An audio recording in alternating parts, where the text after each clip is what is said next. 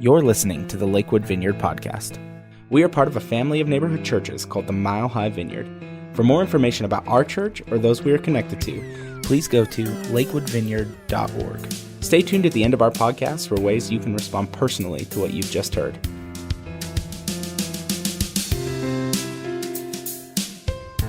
So we're in this series that we're calling Don't Die Dumb. Gaining wisdom from Scripture, particularly living in Proverbs. That the book of Proverbs, there's so much there that we can extract and apply to our lives. And we're juxtaposing that. That was a word that my son asked me what that meant yesterday, so I thought I would just use it. With sort of the cultural wisdom, as it were, that we see popping up all over social media. So last week, Jay, our founding pastor, was with us and was talking about the wisdom offered in Scripture around friendship and what true friendship is versus that which we see in social media that can be pretty counterproductive. The week before, it was quick fixes, addressing how much of social media do we see that's about quick fixes, get rich quick, all these schemes. Anybody have seen those? Anybody ever get tempted just to click those links? Like, well, how do I make $100,000 a month by simply doing nothing except posting on social media? It's like, and so what we want to do is look today at something that is very present that we see in social media. And as the song that Garrett played, it's that of outrage culture and taking offense. How much people live their life being easily offended. Have you seen some of this? Like the way people react. Like, have you ever for a moment, like I didn't even know this thing because I would like randomly look at funny videos on Instagram or this thing or that thing. I love satire. And my son, Riley, my oldest, since he's at that age now doing some of the social media, he would come over to me and go, Dad, did you see the comments on that video? Like you start scrolling through and you can like, what do they call it? Doom scrolling, death scrolling? Like where you just get caught up in scrolling and you just watch people like losing their minds over nothing. And then I was like, oh, we got to find some examples of this. And it was funny. I found this one and it just said, this is a funny video. I hope you're not offended by this video. And you click the link, and then you got this. Apparently somebody got offended enough that it got taken down. Isn't that funny? There's a satirist by the name of J.P. Spears. And here, let's watch this real quick. Changing results since I learned how to get offended. Now when people don't see things the way that I see them, I just get offended. And it teaches them how not to see things from their point of view.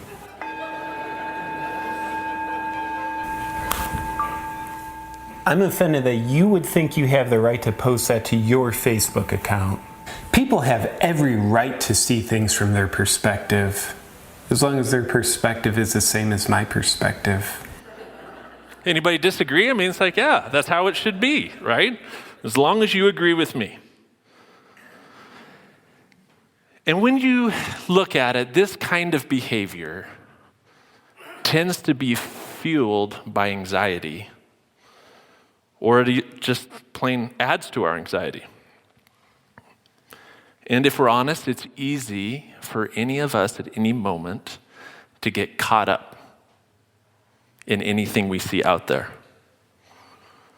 So as we look to Scripture, I want to take some time to see what do the Proverbs have to say around how are we to conduct ourselves. Proverbs 18:19 talks about the weight of offense. It says, a brother wronged is more unyielding than a fortified city. Disputes are like the barred gates of a citadel. What we see here is that the way that Solomon, these are actually some coming out of what Solomon has to say, that when offense is carried, Even the strongest of relationships can break down in the impenetrable fortresses of bitterness. And let me say, there's something to pay attention to here, I want to say, around how offense works. Because it's different than being hurt or like enduring abuse in a relationship. Offense is actually something that we intend to internalize and hold on to. It's an issue where you've decided to be angry and bitter. And interestingly enough, the irony is that the other person often has no idea. Like they're just going along in life while you're carrying this burden internally. For those of you that are married, let me ask you, how has holding a grudge on your spouse served your marriage? Has that been helpful? Does that work well? Holding on to things, keeping a list. The reality is offense is actually a stumbling block to our relationships. And offense hinders our spiritual and personal growth, limiting our capacity to love and forgive. Proverbs 17:9 says, whoever would foster love covers over an offense, but whoever repeats the matter separates close friends. I want to key on that last part, because what is fascinating and what Scripture has noticed that psychologists are keen on now is how anxiety travels through a system. There's this thing called systems theory where we're in relationships, we're carrying anxiety. Anxiety is this offense fuels anxiety, and then a person will share that with somebody else in order to dissipate their own anxiety. Have you guys ever had this where somebody gossips to you or just shares something with you? Like they're angry, and so they got to tell you why they're angry and how they're angry, and all of a sudden now you feel like, man, that is wrong. And now they walk away feeling great, like, I'm good. And now all of a sudden you're just walking around feeling crappy. You ever have that? You ever know? Over 2,000 years ago, Solomon is taking this stuff on. He's like, hey guys, this doesn't work well. It's this fascinating thing to notice that offense can be contagious. And the Scriptures take on this thing called gossip. So you see, it appears to have an air of righteousness in the motivation, but it's actually a relational cancer. That's why the Apostle Paul in the New Testament takes it on so directly. And here's what's interesting is if we pay attention and if we acknowledge how spiritual warfare works, is Satan loves to use this to cause division and breakdown in relationships. You see, Satan presents as an angel of light, and so it seems like something that could be good, or you have a justification in your mind around the rationalization of what you're doing, but really, it's deception. This leads to what we've seen in our culture. It's called cancel culture. Isn't this interesting? Cancel culture? Isn't that fun? And you ever wonder who's next? And it's interesting what can happen where you project offense into situations, like people choose to take offense for somebody else. Have you ever seen that? Where people and it's so much on social media. There's actually another video. This is John Crist, the comedian John Crist. You guys know him? I'll show this real quick. Hopefully it doesn't offend anybody. I used to do a joke on my show. It's always white people being offended on behalf of someone else that's not offended every time, okay? I did a joke called, just because your kid is a Bible name doesn't mean it's going to be a good kid, because in 6th grade, a kid named Jesus stole my bike. It's not that good of a joke, Literally every show, a white woman would be protesting, I can't believe John Crist says he's a Christian and he is racist. Literally every show, a Latino guy would walk past me and goes, yo, my name's Jesus, I got your bike in the trunk.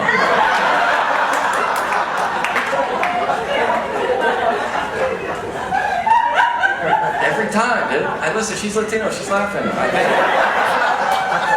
Your name's Jesus?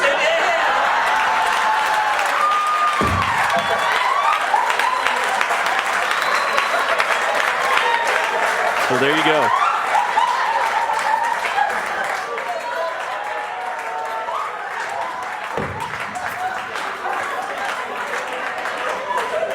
He's been proven right. So, I've got a pastor friend of mine who just shares with his staff and in the culture of their church is this axiom that he says, be unoffendable. That we're going to choose to be unoffendable. But that can be easier said than done because the reality is you have to be able to identify some stuff of what's going on in your own life and heart that causes you to be easily offendable. And what does it take to become the kind of person who can become unoffendable? How do we behave differently in a world full of offense? The reality is we can't make the world different, but we can offer a different way of how to respond. So the first thing I would offer is to seek understanding, that we practice seeking understanding.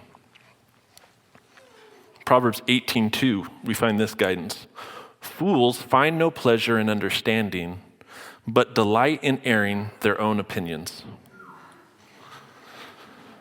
This verse teaches us the importance of seeking to understand others before we rush into judgment. Often offense arises from simple misunderstandings. We have this saying in our church through practicing emotionally healthy spirituality and discipleship. Curiosity is the antidote to anxiety. How do you practice being curious? What gets in the way of being able to be curious versus jumping to conclusions or being offended? What is it that causes you to project your version of a story into a situation where you find yourself offended? Another way to practice is listening with empathy. You actually practice active listening, striving to comprehend the perspectives and feelings of the other person. Easier said than done, again. How often is it if there's a disagreement or you feel hurt in a way that the first thing you're doing when somebody else is talking to you, trying to explain, is formulating your response and your argument back to justify yourself versus truly just sitting there willing to listen without needing to respond? Avoid assumptions. You practice this. Instead of assuming the worst, you give others the benefit of the doubt. This can help prevent unnecessary offenses. Learning to understand someone's way that they see the world differently than you. It isn't easy. But we get to choose, as followers of Jesus, to demonstrate a different way of showing up and relating. That we know that we're people who have been set free by Jesus, and so we practice the ways of Jesus. Speaking of which, I saw a t-shirt that says, Jesus may love you, but everybody else thinks you're a jerk. I'd love that. If you find that shirt, you feel free to buy it for me. The next thing is to choose to respond in love. Proverbs 10:12 says, hatred stirs up conflict, but love covers over all wrongs. Interestingly, a few verses later, in 18, it says, whoever conceals hatred with lying lips and spreads slander is a fool. What's interesting is that word covers in the first verse, and later it says conceals is the same action, but the motivation is different, and the outcome is much different. The Proverbs go further. It says we need to understand, but more than that, we need to learn to love people that we're tempted to hate. Love is the antidote to offense. Love is an active, present decision we make. Love is not just a feeling, young people, but an active, present decision. Ask any married person in here. There's been probably a handful of times at minimum where you didn't feel in love.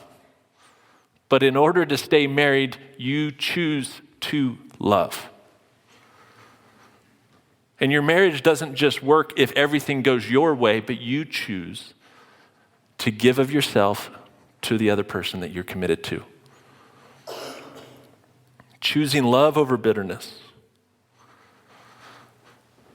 We can feel offended, and we can choose to love.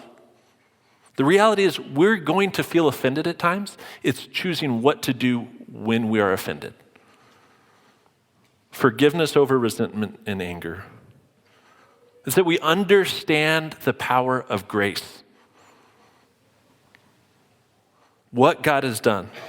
And just as we have received grace from God, so we choose to extend grace to others. The Proverbs talk about the healing power of forgiveness. Proverbs 17:9 says, "Whoever would foster love covers over an offense, but whoever repeats the matter separates close friends." Now, I read this earlier, didn't I? So let's focus on the first part rather than the second part, because we did the negative on gossip. Whoever would foster love covers over an offense.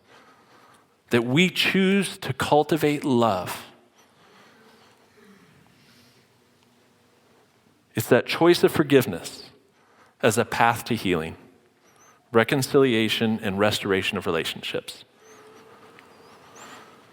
We choose to let go of grudges.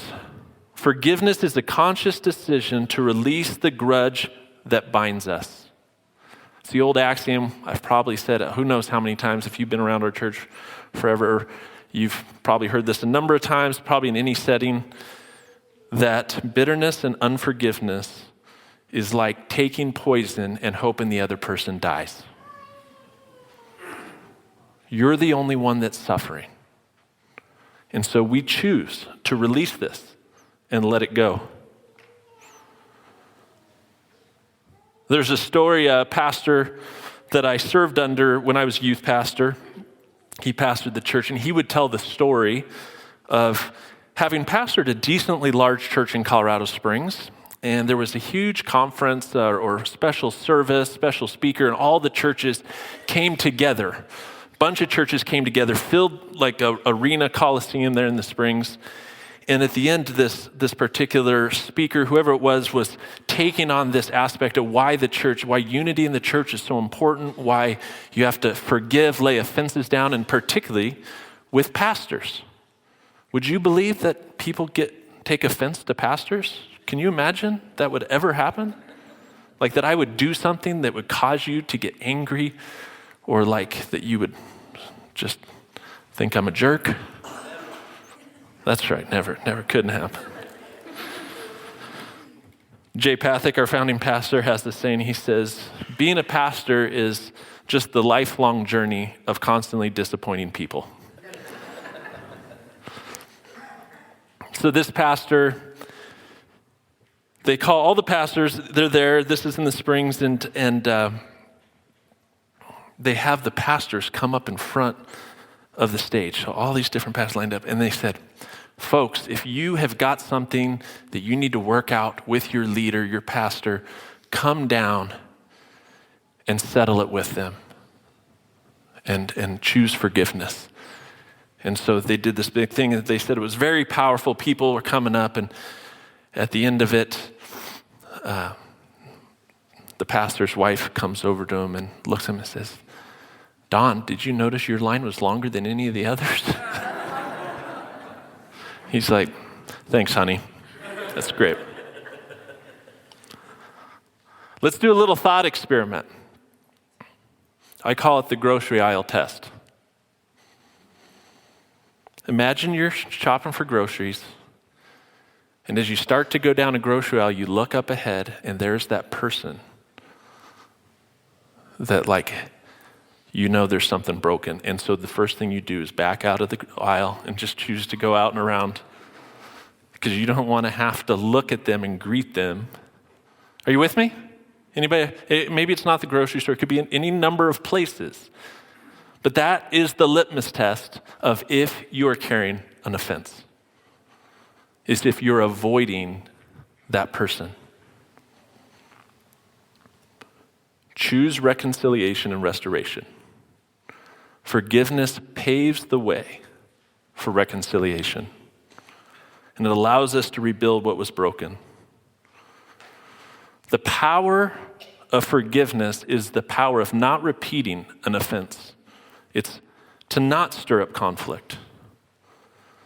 So we make conscientious decisions. We can choose. We act and we practice. So you choose to not be offended, or if you notice you're offended, you make the decision to address it. You act on that choice, moving towards the person where reconciliation needs to happen, and then you practice it over and over and over again. This is why, as a church, one of our capstone things we do in our discipleship course is called Emotionally Focused, is where we get tuned in to what's going on in our internal world, that our spiritual maturity will not surpass our emotional immaturity. And we have to grow in those things in our life. And let me say this really quick. Think about how you engage in social media. It's the old axiom, oh, my mind was changed because somebody made a comment on social media. Nobody ever said that. Be conscientious of how you engage. It's probably best just not to comment than to step into the mess. Anybody ever done that and it went well? I could tell stories of years ago getting into the debate. And I was on staff before we planted this church, and Jay grabbed me and he's like, "Hey, stop it. It doesn't work. It just doesn't work. You look bad. Even if you have the right thing to say, even if you're saying it just doesn't work. Just don't do it." So choose what you will with that. At least just don't add to the chaos. And at best, choose in person, in relationships, on social media, online. Offer hope, forgiveness, a way to love, the ways of Jesus, that we can choose to be the kind of people who are unoffendable because of our relationship that's rooted in grace. Thanks for listening to the Lakewood Vineyard podcast. We encourage you to respond to what you've just heard by sharing a prayer request with us on our Connect card. You can find these on our app or our website at lakewoodvineyard.org/connect. You can also respond by being generous as God has been generous to you. If you'd like to give a financial gift, you can do so at lakewoodvineyard.org/give. We hope to hear from you soon. Thanks for listening.